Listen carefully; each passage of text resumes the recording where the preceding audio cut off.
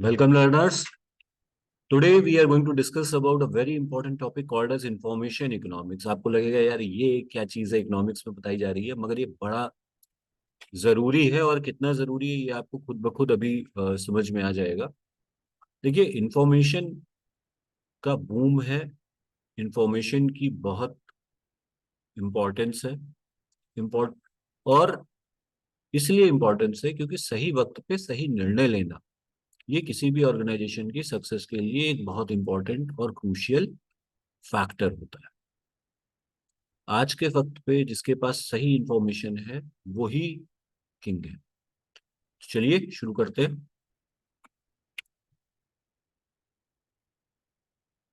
Understanding information economics, the definition and overview goes like this. Information economics examines how the allocation, distribution and utilization of information affects economic outcomes। तो information economics जो है ये examine करती है कि किस प्रकार से इंफॉर्मेशन का एलोकेशन या डिस्ट्रीब्यूशन या इस्तेमाल इकोनॉमिक आउटकम्स को इफेक्ट डालता है। ये इंफॉर्मेशन की वैल्यूज को कंसीडर करती है, उससे रिलेटेड कॉस्ट को भी कंसीडर करती है, उसको प्रोसेस करने की कॉस्ट को कंसीडर करती है, और फाइनली इसका जो प्रभाव है, इम्पैक्ट है मार्केट एफिशिएंसी पे, रिसोर्स एलोकेशन पे, उसकी बात करती है। तो इंफॉर्मेशन इकोनॉमिक्स जो है वो क्या है? Allocation, distribution and utilization of information effect on economic outcomes. अच्छा, इसके कुछ की कॉन्सेप्ट्स हैं। क्या कॉन्सेप्ट्स हैं? Information asymmetry. Information asymmetry occurs when one party in a transaction possesses more information than the other, leading to potential distortion in market outcomes। मतलब ये हुआ कि पहले तो समझिए सिमेट्री क्या है। सिमेट्री का मतलब होता है कि जहां आप किसी चीज को इस प्रकार से बनाएं कि अगर उसे दो पार्ट में डिवाइड करें और एक के ऊपर एक रख दें तो वो उसे पूरी तरह का, जैसे हम लोगों का चेहरा क्या है, चेहरा हम लोगों का सिमेट्रिकल है, और एक साइड का चेहरा दूसरे साइड के चेहरे जैसा ही है। राइट? आपने नॉर्मल कर्व पढ़ा होगा, नॉर्मल कर्व भी सिमेट्रिकल होता है। सिमेट्री जो है ये मतलब इक्वालिटी है, यानी कि एक्सिस के दोनों तरफ एक जैसा हो जाए, समान हो जाए। एसिमेट्री का मतलब क्या है? सिमेट्री का ना होना, सिमेट्री को लैक करना। तो इंफॉर्मेशन एसिमेट्री मतलब एक पार्टी के पास ज्यादा नॉलेज है, दूसरे के पास कम नॉलेज है। तो जिसके पास ज्यादा नॉलेज है उसके कुछ ज्यादा एडवांटेज है, और जिसके पास कम नॉलेज है उसको कम एडवांटेज है। तो ये इंफॉर्मेशन एसिमेट्री हो गई। सिग्नलिंग क्या है? Signalling involves conveying information to reduce uncertainty and influence the perceptions and behaviour of others. तो सिग्नलिंग जो है वो क्या है? इंफॉर्मेशन को कन्वे करना, किस लिए? जिससे कि अनिश्चितता, अनसर्टेनिटी कम हो जाए और लोगों का बिहेवियर और परसेप्शन जो है उस पर प्रभाव पड़ जाए। स्क्रीनिंग क्या है? Screening of information refers to the process of sorting individuals और entities based on observable characteristics to infer their underlying attributes और टाइप। तो स्क्रीनिंग का मतलब हम किसी सेट पैटर्न पे लोगों को स्क्रीन कर रहे हैं या एंटिटीज को स्क्रीन कर रहे हैं उन कैरेक्टरिस्टिक्स के आधार पे जिन्हें हम इन्फर करने वाले हैं, देखने वाले हैं। और वो कैरेक्टरिस्टिक्स कैसी होंगी? ऑब्जर्वेबल होंगी, जिनको हम देख के जान पाएंगे। तो स्क्रीनिंग में हम ये कर रहे हैं, सिग्नलिंग में हम इंफॉर्मेशन को कन्वे करके लोगों को अनसर्टेनिटी या उनके परसेप्शंस पे प्रभाव डाल रहे हैं। बिजनेसेस में इसका क्या फायदा है?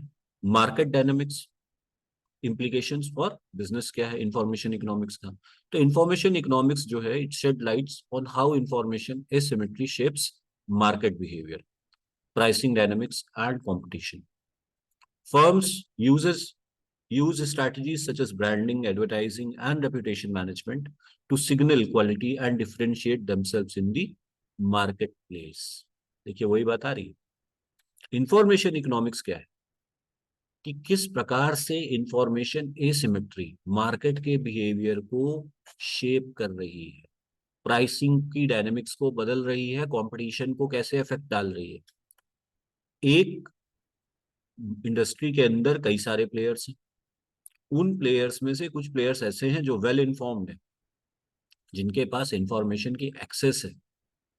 अब वही सारे प्लेयर्स जो हैं किसी जगह पे जाके अप्लाई करने वाले हैं। मान लीजिए कि रियल इस्टेट का बिजनेस है, तो रियल इस्टेट के बिजनेस में अगर आप ऐसी जगह सोसाइटी डेवलप करेंगे जहां पे कोई गवर्नमेंट की योजना पहले से आने वाली है और आपके पास इंफॉर्मेशन है, कुछ लोगों के पास इंफॉर्मेशन है, तो वो उस इंफॉर्मेशन का फायदा उठा सकते हैं। आपको प्लॉट खरीदना है और आपको पता है कि यहाँ पे डेवलपमेंट होने वाला है, ये गवर्नमेंट की चीजें इतनी पास हो चुकी हैं, आपने वहां पे प्लॉट सस्ते दामों में ले लिया, तो आने वाले समय में उसके दाम बढ़ जाएंगे। और कभी कभी इसमें गड़बड़ भी हो जाती है कि आपके पास इंफॉर्मेशन नहीं थी, इंफॉर्मेशन ना होने के कारण, इग्नोरेंस के कारण आपने कुछ इन्वेस्टमेंट कर दिया जिसको में आपको उतना रिटर्न नहीं प्राप्त हुआ। बिजनेस में भी यही होता है कि अगर आपको पता है कि हाँ ये चीज होने वाली है, तो आप उस सिचुएशन का एडवांटेज उठा सकते हैं। और फर्म्स क्या कर रही होती हैं, जो सिग्नलिंग करती हैं। सिग्नलिंग क्यों करती हैं? लोगों के बिहेवियर को शेप करने के लिए, इंफॉर्मेशन देके, ब्रांडिंग के थ्रू, एडवर्टाइजिंग के थ्रू, रेपुटेशन के थ्रू, और खुद को दूसरे से बेहतर साबित कर लेती है। ठीक है।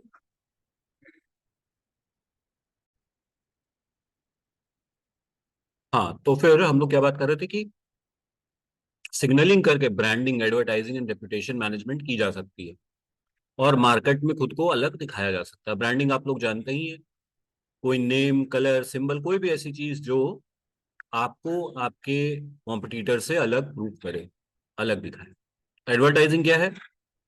Advertising is paid form of non personal promotion, और इससे आप अवेयरनेस भी फैलाते हैं, अपने प्रोडक्ट के बारे में बताते हैं, उसके यूज के बारे में बताते हैं।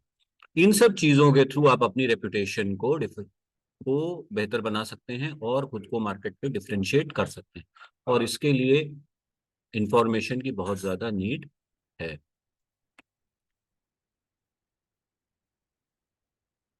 फिर contracting and negotiation. Contract negotiation and parties में आपको पता है कि कई बार क्या होता है, फ्यूचर आउटकम, रिस्क और परफॉर्मेंस, जिसके पास में ज्यादा अच्छी नॉलेज है वो उसी हिसाब से इंसेंटिव अलाइनमेंट कर सकता है और सारी जो भी वहां पे नो निटिगिटीज है उनको समझ सकता है। मान लीजिए कहीं पे कोई कॉन्ट्रैक्ट हो रहा है और वहां पे बिडिंग हो रही है तो आपको अगर सही अंदाजा है तो आप अपना फायदा पहुंचा सकते हैं, अपने आप को फायदा पहुंचा सकते हैं, उस सिचुएशन का एडवांटेज ले सकते हैं। अगर मान लीजिए नॉलेज नहीं है, अभी देखिए, अगर इसका एक उदाहरण, आप आईपीएल की जो टीम्स सेलेक्ट होती हैं, आईपीएल के लिए जो प्लेयर्स को हम लोग उठाते हैं, तो कई बार क्या होता है कि हमें बहुत कम उसमें, जैसे हर्षित राणा जो प्लेयर था उसको बहुत ज्यादा पैसे नहीं मिले, तो कम पैसे खर्च करके भी अच्छे परफॉर्मर्स को आप शामिल कर सकते हैं। लेकिन उसके लिए आपको पता होना चाहिए कि किसके अंदर क्या पोटेंशियल है, क्या नॉलेज है, क्या उसकी एबिलिटीज हैं, उसकी नॉलेज आपको होनी चाहिए। तो कॉन्ट्रैक्ट नेगोशिएशन में भी जो पार्टीज होती हैं उनको एसिमेट्रिक इंफॉर्मेशन होती है, किसी को कम किसी को ज्यादा, तो फ्यूचर आउटकम्स, रिस्क और परफॉर्मेंस से रिलेटेड डिसीजंस लेने में वो गलतियां कर सकते हैं।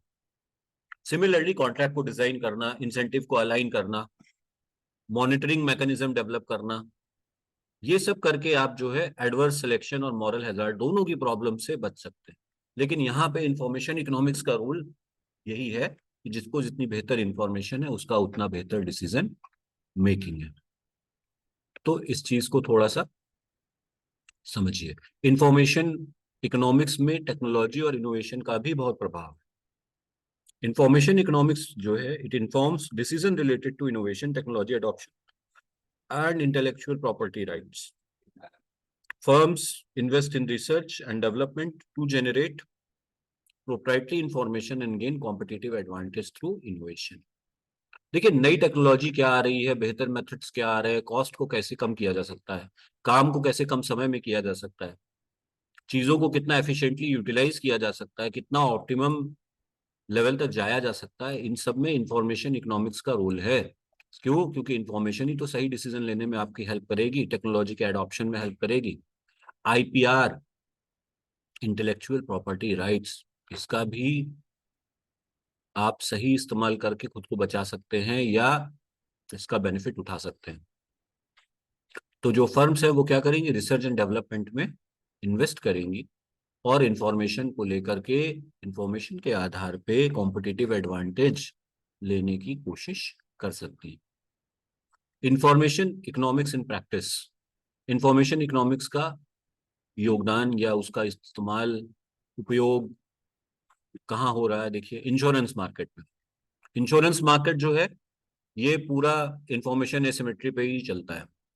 क्यों? क्योंकि जो इंश्योरर होता है उसको कम इंफॉर्मेशन होती है पॉलिसी होल्डर के रिस्क की, और पॉलिसी होल्डर जो होता है उसको भी कुछ नहीं पता होता। तो इंफॉर्मेशन के डिफरेंस जो एसिमेट्री है उसके कारण ही जो है रिस्क का असेसमेंट होता है, और रिस्क का जो प्राइस होता है उसी के हिसाब से अंडर राइटिंग होती है। रिस्क पूलिंग मैकेनिज्म से जो मैनेजर्स हैं, जो अंडर राइटर्स हैं, वो पॉलिसीज डिजाइन करते हैं।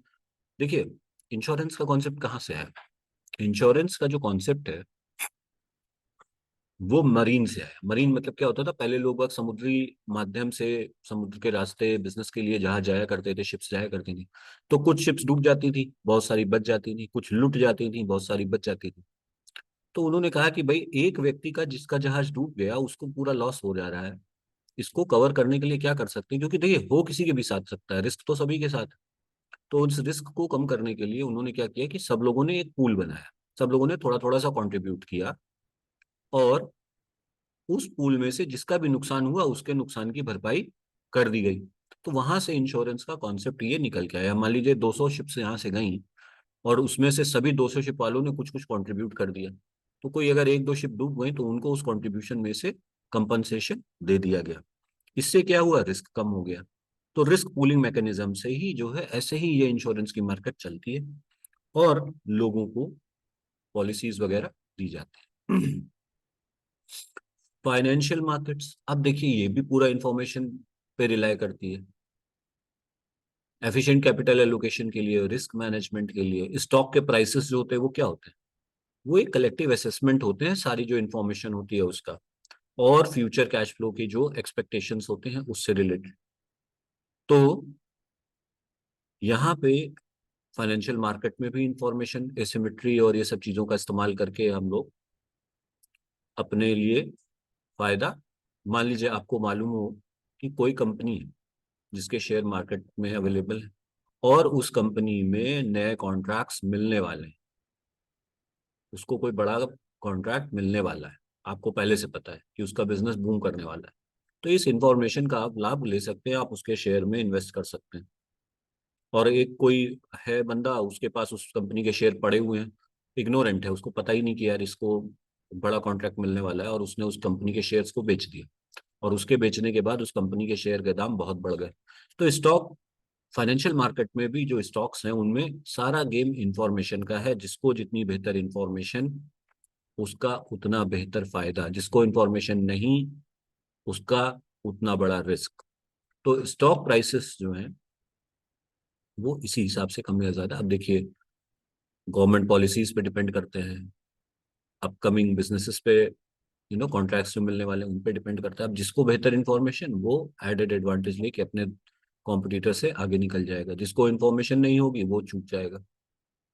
हेल्थ केयर इंडस्ट्री में भी देखिए, यहाँ पे भी इंफॉर्मेशन एसिमेट्री की बात हो रही है पेशेंट्स और हेल्थ केयर प्रोवाइडर्स के बीच में। तो ट्रीटमेंट डिसीजंस और cost containments, patient education, share decision making, health information technology, ये सब आ रहे हैं जिससे कि पेशेंट्स को हम लोग एम्पावर कर पाए। पेशेंट को पता ही नहीं है कि भाई कौन से नए डेवलपमेंट हो गए हैं या इस चीज की कितनी कॉस्ट आती है। ठीक है, तो वो महंगे ट्रीटमेंट के लिए जा रहा है, उसको हॉस्पिटल्स जो है उतनी फैसिलिटीज बहुत महंगे दामों पे दे रहे हैं जो उनको नॉर्मल उसमें मिलनी चाहिए। तो पेशेंट एजुकेशन अगर होगी, इंफॉर्मेशन एसिमेट्री कम होगी, तो हेल्थ केयर इंडस्ट्री में भी इसके उपयोग से बहुत फायदा होगा। हेल्थ इंफॉर्मेशन टेक्नोलॉजी, इसका एम ही यही है कि पेशेंट्स को एम्पावर किया जाए और हेल्थ केयर आउटकम्स को इम्प्रूव किया जाए। अब देखते हैं बिजनेस में। बिजनेस में तो इंफॉर्मेशन का सबसे ज्यादा उपयोग है, क्योंकि information is the key. Marketing and consumer behaviour, marketing और कंज्यूमर बिहेवियर, यहाँ पे भी इंफॉर्मेशन इकोनॉमिक्स जो है काम आती है। It informs marketing strategies, segmentation, and targeting efforts to reach and engage consumers effectively. और इसमें यूज क्या करना है, डेटा एनालिटिक्स है, सीआरएम टूल्स हैं, पर्सनलाइज मार्केटिंग टैक्टिक्स हैं। तो यहाँ पे जो इन्फॉर्मेशन आपके पास है उसको लीवरेज करके आप लोगों को टेलर्ड उनके हिसाब से डिजाइन प्रोडक्ट्स दे सकते हैं, उनकी प्रेफरेंस और नीड्स के हिसाब से। चलिए मैं थोड़ा बेहतर दूसरे तरीके से आपको बताने की कोशिश करता हूँ, मुझे लग रहा है कि आपको थोड़ा कम समझ में आया। फिर से सुनिए। मार्केटिंग और कंज्यूमर बिहेवियर में इसका उपयोग बिजनेस एप्लीकेशन में, किस चीज का उपयोग, इंफॉर्मेशन इकोनॉमिक्स का उपयोग। अब मार्केटिंग क्या है, मार्केटिंग रिलाय करती है कस्टमर को वैल्यू प्रोवाइड। मार्केटिंग की डेफिनेशन क्या है, creating, communicating, delivering value to the targeted customer. अब मार्केटिंग में हमारे पास जो हमारा टारगेट कस्टमर है वो कौन, पहले हमें आइडेंटिफाई करना है। तो हमें मार्केट को सेगमेंट करना है, सेगमेंट करने के कई सारे बेस हैं, डेमोग्राफिक बेसिस है, साइकोग्राफिक बेसिस है। तो आप कौन से बेसिस पे हमें सेगमेंट करना है, मार्केट को डिवाइड करना है, और उस बेस को के लोगों को आइडेंटिफाई करने के लिए हमें इंफॉर्मेशन चाहिए। तो जितनी बेहतर इंफॉर्मेशन, जितनी पिन पॉइंटेड इंफॉर्मेशन, उतना बेहतर सेगमेंटेशन।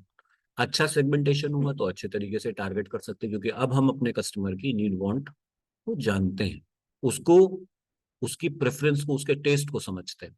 तो टेलर्ड प्रोडक्ट दे सकते हैं। टेलर्ड मतलब उसके हिसाब से बनाया हुआ प्रोडक्ट।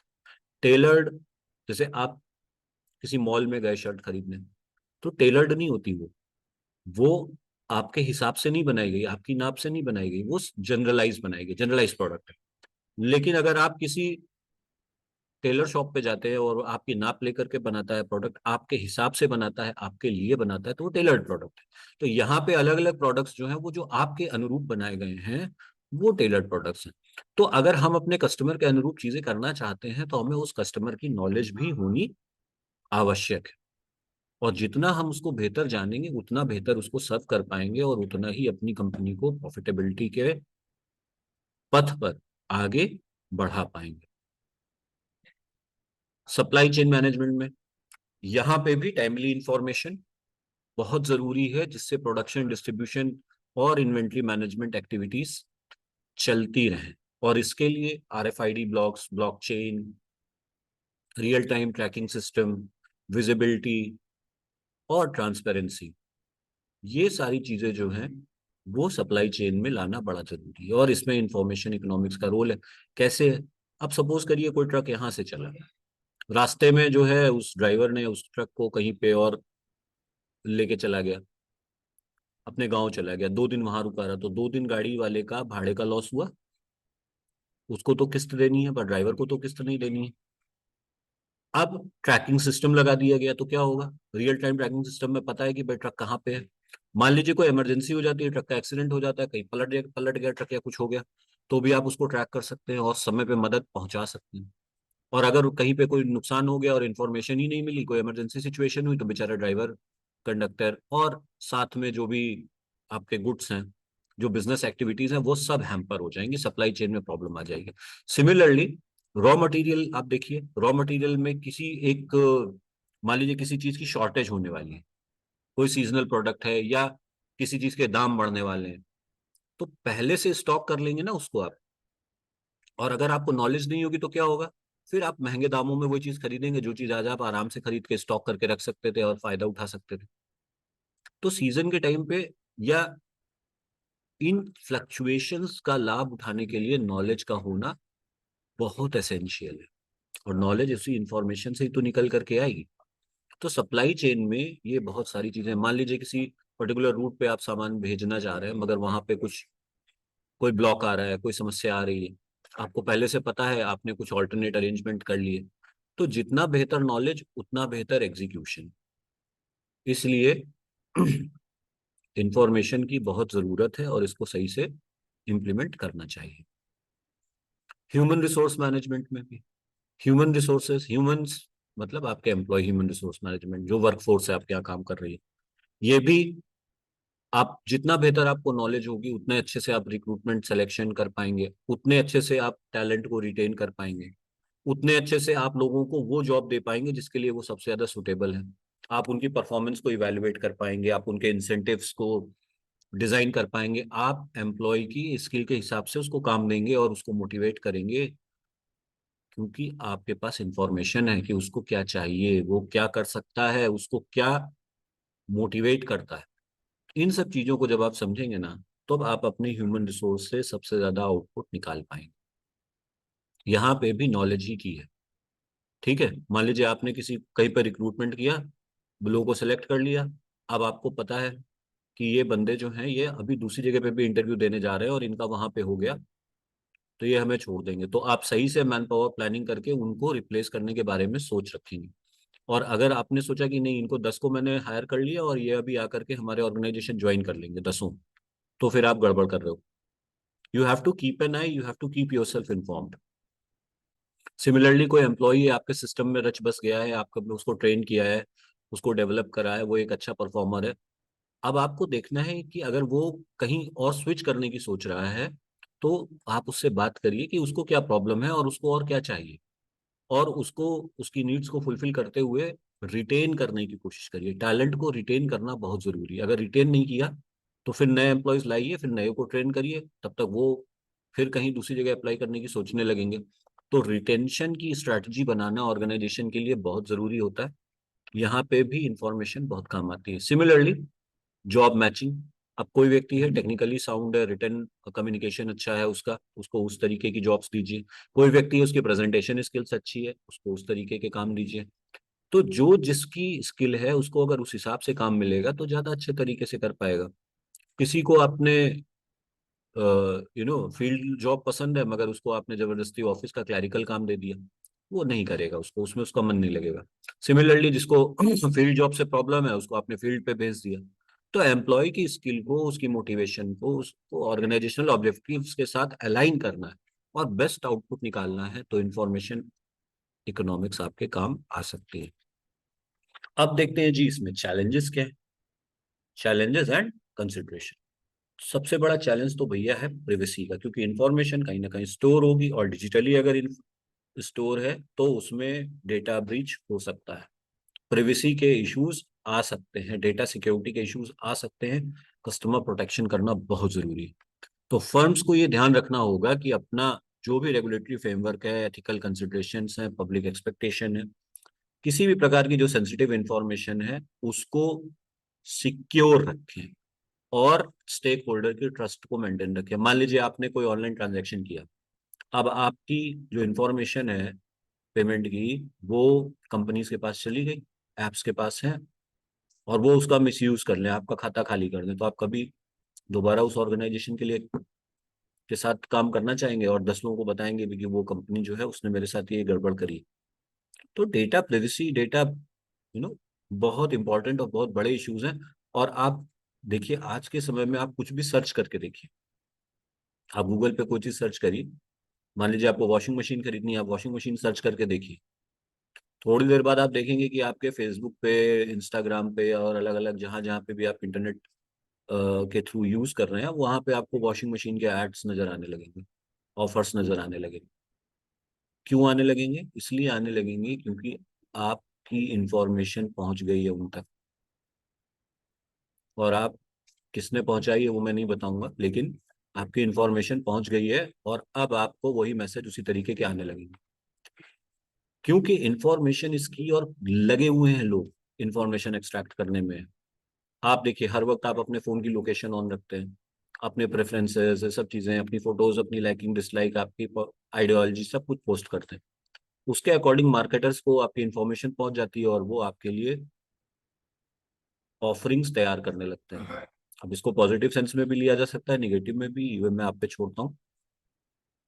तो फर्म्स को ये ध्यान रखना चाहिए कि किस तरीके से डेटा को प्रोटेक्ट किया जाए और कस्टमर की ट्रस्ट को मेंटेन किया जाए। साइबर सिक्योरिटी रिस्क पे बात हो ही चुकी है। Cyber security threats pose significant risk to firms, information assets, intellectual property, and operational continuity. Investment in cybersecurity measures, employee training, and incident response capabilities are essential to mitigate cyber risk and protect organizational resilience. अर्थात cyber security threat जो है बहुत बड़ी threats हैं। अभी देखिए, एक लोगों का वो लैपटॉप हैक हो गया। हैक होने के बाद उसने कहा कि इतने पैसे दीजिए तो मैं वापस से उसको ठीक कर दूंगा। अभी कुछ लोगों के पास कॉल्स आ रही हैं कि आपके ऊपर सीबीआई ने ये केस लगा दिया है, वगैरह वगैरह। तो इस तरीके की बहुत सारी चीजें आ जाती हैं। पायरेसी है, इंटेलेक्चुअल प्रॉपर्टी ब्रीचेस हैं। सब समस्याओं से अगर आप घिर जाएगी आपकी ऑर्गेनाइजेशन तो फिर काम नहीं कर पाएगी। तो आपको शुरू से ही साइबर सिक्योरिटी मेजर्स पर ध्यान देना है, अपने एम्प्लॉयज को इनसे बचने की ट्रेनिंग देनी है। अगर कोई ऐसा इंसिडेंट आ जाएगा होगा तो उससे कैसे निपटना है उसके विषय में सोच के रखना है, और अपनी ऑर्गेनाइजेशन को इससे बचा के चलना। Ethical dilemmas. Ethical consideration arise in the collection, use, and dissemination of the information, particularly in cases involving sensitive or personally identifiable data. Firms must uphold ethical standards, transparency, and accountability in the information practices to build trust and credibility with the stakeholders. देखिए, stake holder की बहुत सारी information आपके पास आ जाती है। हर तरह की information, कई तरह की इंफॉर्मेशन। उस इंफॉर्मेशन को आपको मिसयूज नहीं कर उसको लीक नहीं कर। यहाँ पे एथिकली करेक्ट होकर रहना। एथिकल कंसिडरेशन किस चीजों में? कलेक्शन में, उसकी कौन सी इंफॉर्मेशन आप ले रहे हैं, यूज करने में, और उस इंफॉर्मेशन को पब्लिसाइज करने में। ठीक है, कभी कभी देखिए लीक हो जाते हैं डेटा और फिर उसका बड़ा नुकसान होना हो जाता है ऑर्गेनाइजेशन को भी और इंडिविजुअल को भी। तो इस चीज को आपको बचा के रखना है कि अगर आपको पता है किसी के बारे में कोई चीज तो उसको कितना रिवील करना है, उसका कितना। तो ये एथिकल या नैतिकता का दामन यहाँ पे पकड़ के चलना है, जिससे कि कोई भी किसी को समस्या ना आए। अब फ्यूचर ट्रेंड्स, भविष्य में क्या होने वाला है और इसके क्या इससे लाभ मिलने वाले हैं। तो आर्टिफिशियल इंटेलिजेंस और मशीन लर्निंग अब तो बस हर तरफ आप देख रहे हैं कि इसका बोलबाला है, और इससे नई नई कैपेबिलिटीज आ रही हैं जिससे कि हम डेटा को, बहुत वास्ट डेटा को भी प्रोसेस कर पा रहे हैं, एनालाइज कर पा रहे हैं, इंटरप्रेट कर पा रहे हैं। और एआई ड्रिवन प्रिडिक्टिव एनालिटिक्स और नेचुरल लैंग्वेज प्रोसेसिंग, एनएलपी वगैरह, इससे क्या है, जो डिसीजन सपोर्ट सिस्टम है ना, उससे फर्म जो है बहुत माइक्रो लेवल पे डिसीजन लेने के लिए सक्षम हो रही। डिसीजन मेकिंग प्रोसेस भी ऑटोमेट हो रहे, डिसीजन लेने में समय नहीं लग रहा। तो इसको अपने में इम्बाइब करना बहुत एसेंशियल है, और इसका सही इस्तेमाल, एथिकली इस्तेमाल करना, ये भी बड़ा एसेंशियल है। Data monetization. डेटा आजकल जो है, आप जानते हैं डेटा इज गोल्ड। तो डेटा को मोनेटाइज करने की कई सारी जो है स्ट्रैटेजीज हैं। जो डेटा एसेट्स, डेटा को एज एन एसेट भी आप वो कर सकते हैं, इससे एक अपने बिजनेस के लिए नया रेवेन्यू मॉडल आप ला सकते हैं। अब हाँ, एथिकल है कि नहीं हम नहीं कहेंगे कुछ भी इस पे। तो firms can license data, offer subscription based services, और develop data driven products to capitalise on the value of information in the digital economy. अब देखिए, कंपनीज आपने सुना होगा, पीडब्ल्यूसी है, एटी केयर नहीं, ऐसी कई कंपनीज है जो डेटा कलेक्ट करती हैं, उसको एनालाइज करती हैं, आपको रिजल्ट फाइंडिंग्स बताती हैं, और वो उसके लिए आपसे सब्सक्रिप्शन चार्जेस लेती हैं। उनका काम मगर एथिकली सही है। मगर कई सारी ऐसी कंपनीज है जो आपके डेटा को दूसरी ऑर्गेनाइजेशन से शेयर कर देती है आपसे बिना पूछे। वो गलत है। तो कितना हद तक मोनेटाइजेशन सही है, या सही तरीके से किया जाए, एथिकली किया जाए, तो ठीक है, वो आपको सोचना है। लेकिन इस तरीके से वेल इन्फॉर्म्ड हो कस्टमर, जिसका डेटा यूज हो रहा है उसको पता हो तो ठीक है। उसको सब कुछ बता करके उसको डिस्गाइज ना किया जाए तो ठीक है। तो डेटा मोनेटाइजेशन स्ट्रैटेजी करके आप अपने बिजनेस के लिए एक नई रेवेन्यू स्ट्रीम भी डेवलप कर सकते हैं। Regulatory compliances. Regulatory framework governing data privacy, cyber security, and consumer protection continue to evolve in response to technological advancements and emerging risks.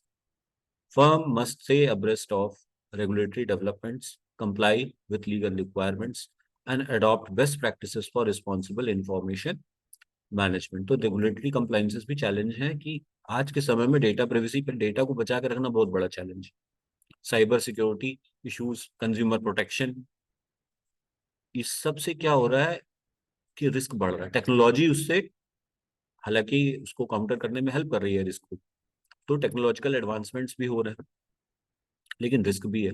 तो फर्म को देखना है कि क्या क्या रेगुलेटरी डेवलपमेंट्स हो रहे हैं और उन रिक्वायरमेंट्स से कंप्लाई कर, और वो बेस्ट प्रैक्टिसेस इनको इवॉल्व कर लानी चाहिए, अडॉप्ट करनी चाहिए, जिससे कि प्रॉपर इंफॉर्मेशन का रिस्पॉन्सिबल तरीके से मैनेजमेंट हो पाए। रिस्पॉन्सिबल मैनेजमेंट इंफॉर्मेशन का करना बहुत जरूरी है। नहीं, आपको कोई बात पता चली, आपने लीक कर दी, आपके ऊपर केस भी हो सकता है। ठीक है, तो किसी की प्राइवेसी को ब्रीच नहीं करिए, किसी के डेटा को लीक नहीं करिए, किसी से रिलेटेड सेंसिटिव इंफॉर्मेशन को इधर उधर शेयर मत करिए। आप देखते हैं ना, कई बार हम लोग बिना पढ़े चीजों को शेयर कर देते हैं, या बिना तथ्य जाने भी शेयरिंग कर देते हैं, वो नहीं करना चाहिए। रेगुलेटरी कंप्लायंस जो भी हैं, जो भी रूल्स रेगुलेशन गाइडलाइंस है, उनको हमेशा फॉलो करना चाहिए।